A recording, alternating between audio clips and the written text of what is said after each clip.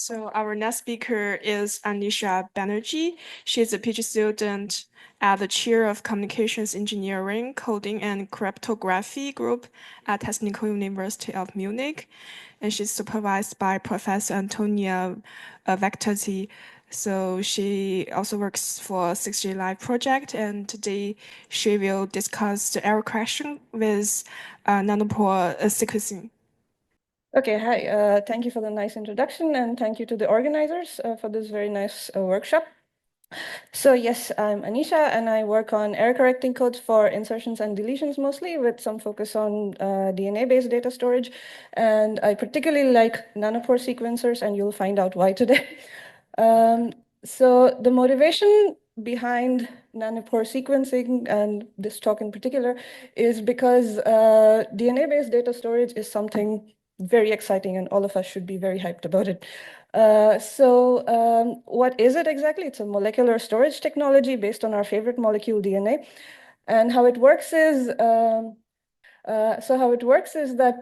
let's say you're some user and you have some binary data that you want to store in the form of DNA. So the first thing you would do is to take this binary data and convert it into quaternary, meaning the alphabet of A, C, T, and Gs. And then once you have these sequences of bases, you would send it to a synthesis company, and they would synthesize the strands for you. After that, it would be stored in some storage container, and when the time has come to read the data back, you would extract a sample from the synthesized DNA strands and then give it to a sequencer. And the sequencing process and the storage process is usually they contribute to a lot of noise. So there will be errors in the output that you receive after sequencing. And that's where error correcting codes come in, because if you make sure that you have encoded your data before you have sent them for synthesis, then you can use the coding structure to correct the errors that you get after sequencing. And the advantages of DNA-based data storage is firstly that the information density is immense. The density that was demonstrated by George Church's group in 2012 was 5.5 petabyte per millimeter cube. And also the longevity of DNA is unparalleled under the right conditions. And due to genealogical applications and clinical applications, the sequencing technology will never really go out of style, like, say, floppy disks or something. But of course, it's not commercially viable yet because synthesis is super expensive. And also, as I said, the synthesis, storage, and sequencing process can introduce a lot of errors. So we need error correcting codes at the end of the day. So I'll do a quick primer on error correcting codes because I'm not sure if everybody knows what they are. So if you do know what error correcting codes are, feel free to sleep for a minute or check your emails. So say C is a code of length n over the alphabet F. What this means is that C is a subset of the space F raised to n, and a code word is any element of this set. And usually every code word corresponds to a particular message in the space of FK. And redundancy refers to the number of extra symbols that you have to spend in order to encode. So the number of extra symbols that you use is n minus k. So n is the length of the code word, and k is the length of your message.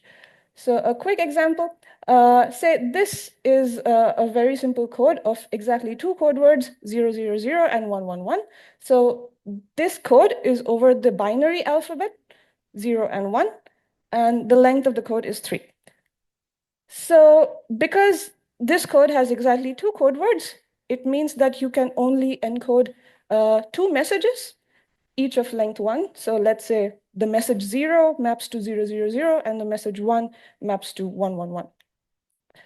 Meaning that you have two redundant symbols here because the code word length is 3 and the message length is 1.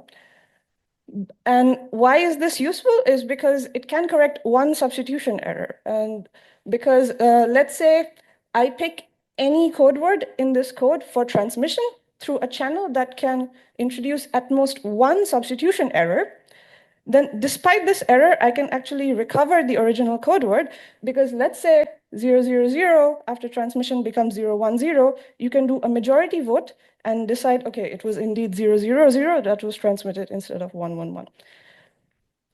So that was error correcting codes. And I hope you can appreciate the fact that we don't want to spend too much redundancy in our error correcting codes, because the more redundancy you use, it raises your synthesis cost. And as I said, synthesis is expensive. So at the end of the day, we want to use error correcting codes, but efficiently. And the focus of this talk is the sequencing part of DNA-based data storage. And we are interested in a very particular type of sequencing technology, that's nanopore sequencing, developed by Oxford Nanopore.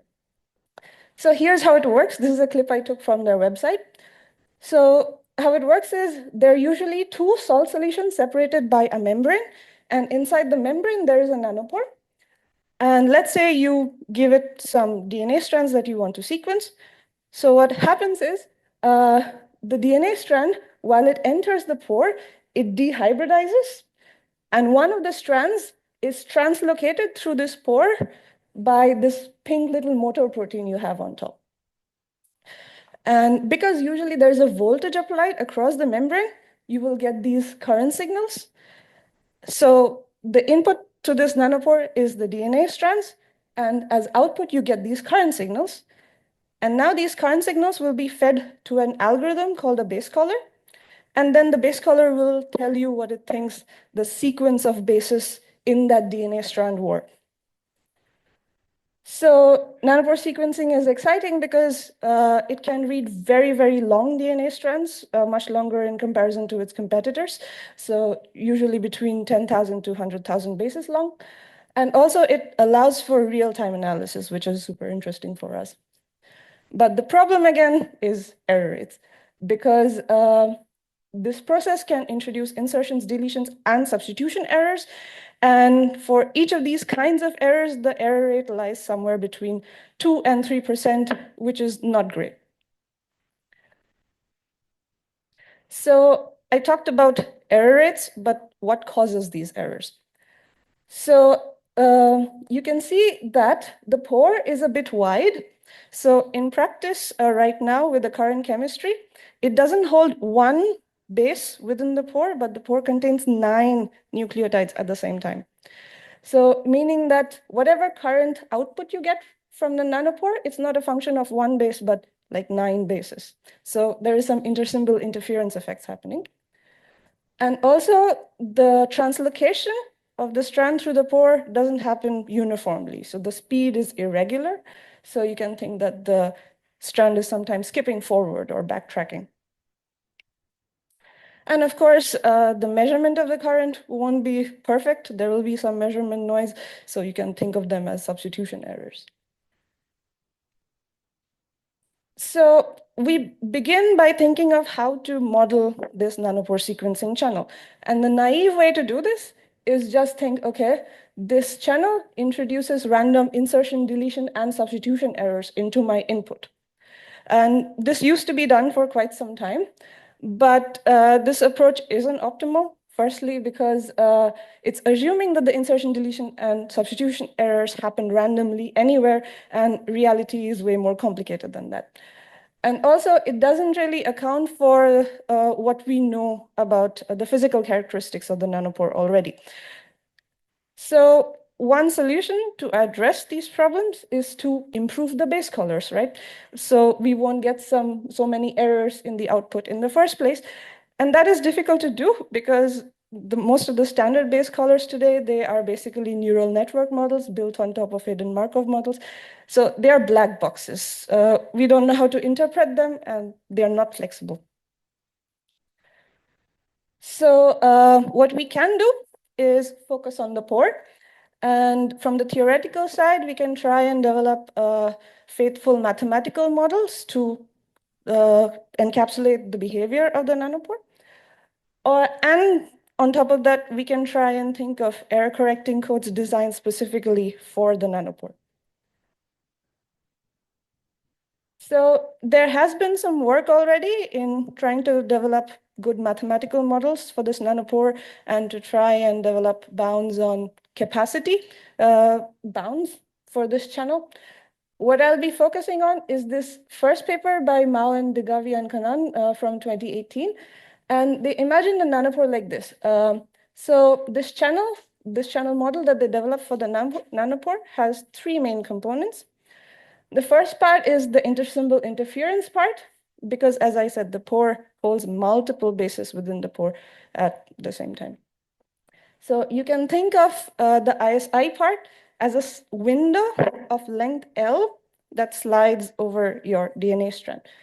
And so after the ISI component, the output you get is a sequence of L-mers. So say L is 2, the width of the nanopore is 2, and your input DNA strand is ACGT, then the output you get after the ISI component is AC, CG, GT, and so on. So it's a sequence of L-mers. The next component is a discrete memoryless channel, which maps every single L-mer to a distinct current level. Because as you know, the output of a nanopore is not L-mers, it's a sequence of current levels. And what's interesting about the DMC is that the mapping of from an Elmer to a discrete current level is never one-to-one. You can have multiple Elmers mapped to the same current level. And of course, these current levels, they can have insertion, deletion, and substitution errors, but this paper, they consider deletion errors to be the dominant one. There have also been some work in the direction of formulating error-correcting codes on a simplified version of this model, and the simplification being that it assumes a specific function for the DMC. And that function is the composition function, which works like this. So say 120, 122 is your DNA strand. You can think of 0 as A, 1 as C, and so on. So say the width of the nanopore is 3. So as this window slides over the DNA strand, the first thing that the nanopore sees is 1. And the second part that it sees is 1, 2. But then the output is the composition of 1, the composition of 1, 2, and so on. Composition means that it tells me how many symbols of each kind I have, but it has completely lost the order, meaning that 1, 2 is the same as 2, 1. So as you see, as the window slides over further, you can get 1, 2, 0. After that, you get 2, 0, 1. But then for both of those substrings, you get the compositions 0, 1, 2, and 0, 1, 2. It can't really distinguish. So the output of this channel is basically a sequence of compositions, and we call them a read vector. And what we try to do is figure out, okay, usually in the classical channel, you try and correct insertion, deletion, substitution errors on the strand itself. But what if you try and correct insertion, deletion, substitution errors in the L read vectors?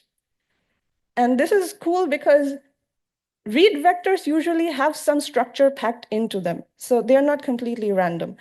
The DNA strand can be any combination of ACT and Gs, but any sequence or any combination of compositions cannot be an L-read vector.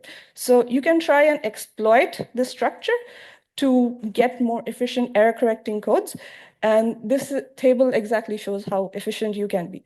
So when I say classical channel, think of L equals 1, because when L equals 1, the output is exactly equal to the input. And when I say nanopore, think of L greater than equals 2. And what we found out is when you try and design an error-correcting code for the nanopore channel, such that you can correct one substitution error in the read vector, you need log n redundant symbols roughly. And that is way better than the classical channel, because in the classical case, you need log n redundant bits. Now, when you want to correct a single deletion in the read vector, the gain in redundancy is not that significant. It still roughly stays around log n. But when you have two noisy versions of the read vector, noisy meaning one deletion, but two unique noisy versions from the same read vector, you don't need any redundancy at all. You can just reconstruct the original read vector. But in the classical case, you would have needed log n redundant symbols.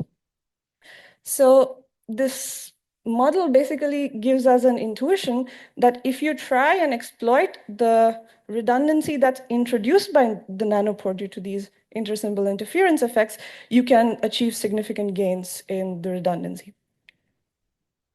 And next, I want to come into some code design that's based on experimental data. There are several ways to do this. The first approach is to integrate the base caller and the decoder. So what usually people do is they just take the output of the base caller and then feed it to a decoder. So these processes don't communicate, they don't cooperate. So one approach would be to combine these two processes so they kind of talk to each other. I won't go into details on that one.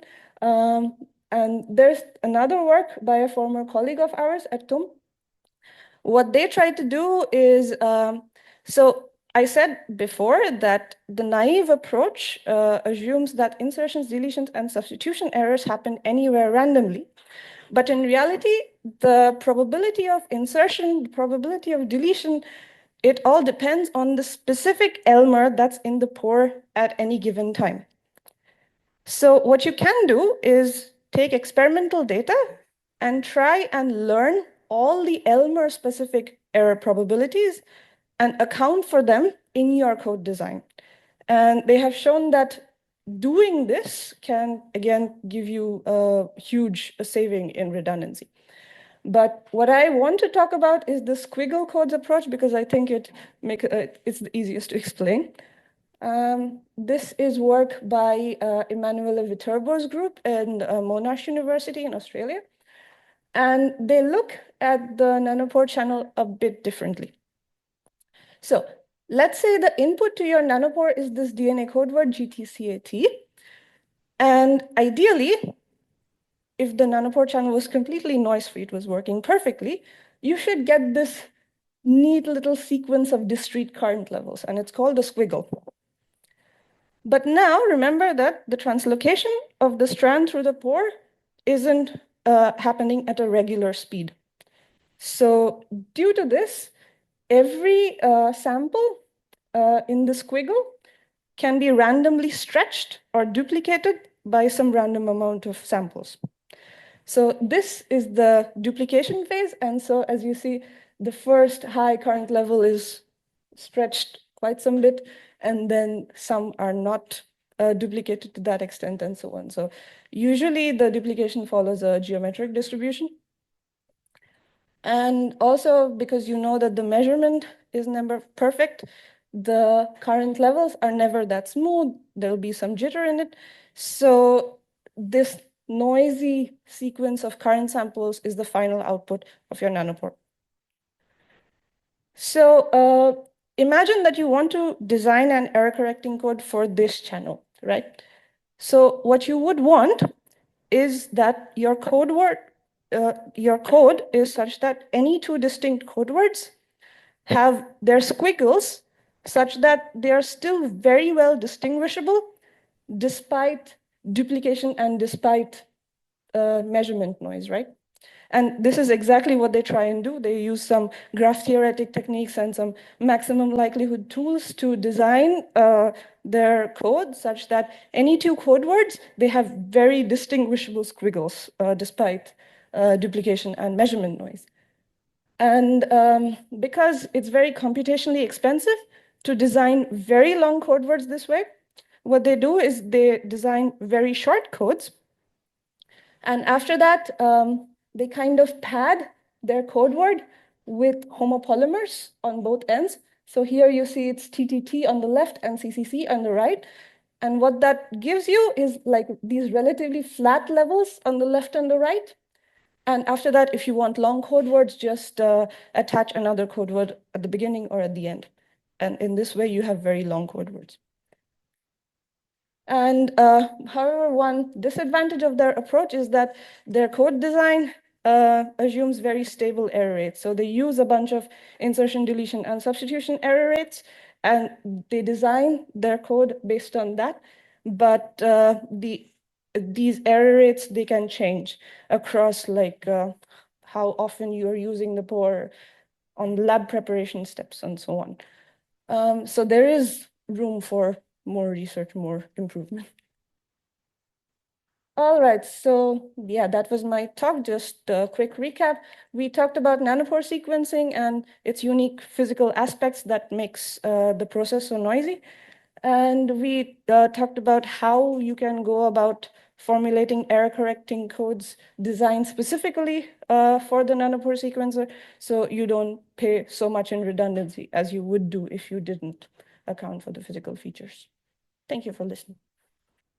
Thank you for the nice talk. Are there any questions or comments? Okay, since we have the talk before of Mohammed, and he was talking about some kind of goal-orientated thing, and if you store something, also you can change the goal there. You always want to recover exactly what you have stored, but you can also ask, I only want to have some partial information of it. I have a special goal or something like this. Does there exist something like this in the literature where you don't want to exactly to recover the sequences, but perhaps with some distortion or something like this? And I think like sometimes you don't want to recover a whole file that you store, but maybe parts of a file, something. But I guess it's not this. It's still you want to recover the exact parts partially, but that's all I know. How does the mapping to the Elmers work again? Was it like basically cutting into Elmers, like what you get out, or was it is it like a moving No, window there or is what? overlap. There's Okay, so it's it's like a sliding by moving one. window or what? Yeah, it's a moving Okay, window. so you Yeah. basically always measure the Elmer that is currently kind of in your nanopore. Yeah, yeah. Okay, yeah. Then I can see why having more memory basically in the readout Yeah. may help in that way. Yeah. I was wondering, so you explained this insertion, it's more like a duplication, right? So it's a kind of special kind of insertion Yeah, you can think of insertion as like a substitution and of the previous character. yeah, so usually duplications happen. Yeah. So you have the base duplicated. Like if it's staying in the pore for too long. I then understand. yeah, So yeah. except this part, you also consider the insertion of different character, or it's not possible at all in this model? Usually, like in the paper from Australia, they don't consider insertion errors at all. Okay. But my colleague, he did consider insertion errors because there is measurement noise, and then So this the thing is that if it's restricted to this specific insertion errors, because it's during the measurement, you just say, okay, it's getting stuck, and we get duplication of the same symbols again and again. Yeah. So this is very specific insertion. Yeah, it's cheaper to correct duplications than it is to correct insertions, for sure. Yeah, it's very nice. Okay, thank you very much. So you said maybe one question about the understanding again. After the Elmers, the DMC transmits all like the full Elmers. So you have the full list of Elmers basically. Okay. After the DMC, you have current samples. You have what? The current samples, the discrete Yeah, but I current mean, you get basically in the end, you get the full Elmers and you don't get a merged version of them, do you? Before the DMC. Before the DMC, they're kind of merged into one string again, or what? Or after? I mean, the DMC. The question is basically if you have L equals 3, do you have n 3 times n no. symbols in the end, basically, or do you have n symbols in the end? You have okay. So in our theoretical model, we considered n plus L minus 1 because in the beginning the window can be partially full, and also in the end. So in the theoretical model, the length of the output is n plus L minus 1. And the motivation behind it is that when the nanopore is only partially full, you still get current readings. Okay, but now Oxford Nanopore basically gives you, okay, you have a specific Elmer in your nanopore, and this can be the mean and the variance of your current. Okay, but they don't give you anything for when the nanopore is partially full. Yes. So in that sense, given the data you want to use, you would only have to consider all the cases where the nanopore is completely full. So you would only take Elmer starting from the first position and ending at the last position. So you would get n minus L plus 1. Okay, and the input to an input symbol to the DMC is an 1 Elmer, or what? 1 Elmer is one symbol, or what is it? Where's the chalk? Okay, so for the theoretical model, let's say you have A, C, T, E, G, G. For the theoretical model, let's say L equals 3. So you would get ACT, CE2, and so on, right? Oh, no, actually, for the theoretical model, you also get when the window is partially full. So first you would say A, then C. So you would also have A and AC. Yeah. So, yeah, and these are the symbols, so the letters for your DMC, or what? If I understood it correctly. Or are but these? this is ISI. After the DMC, it will be mapped to current levels. Let's say 0.1, let's say 0.5. So you have your DNA strand, you have ISI, and then you have DMC. Yeah, and the DMC maps one one Elmer Yeah. To one current level. Yeah. And okay, so yeah. yeah. So in practice, like if your input is of length n, your channel would only consider all the cases where the nanopore is completely full. So the length of your output, ideally without duplication error, should be n minus L plus 1, but then you have duplication errors and so on. And usually one Elmer on an average dwells for 10 time samples. Mm-hmm. Yeah. And then in your theoretical model, you had the deletions after the DMC. And if I imagine you have the deletions in the strand. So is it basically does it commute in that way, or what? That it doesn't matter where you put it in the errors model? can be here or the errors can be here. It doesn't really matter. But they always happen after the ISI. So they're not already in the strands, but they happen after the nanopore sequencing. Exactly. Or what? Yeah. So usually the synthesis process is completely noiseless. You only make mistakes during sequencing. Then this is the end of this morning session. And thank you again for the talk.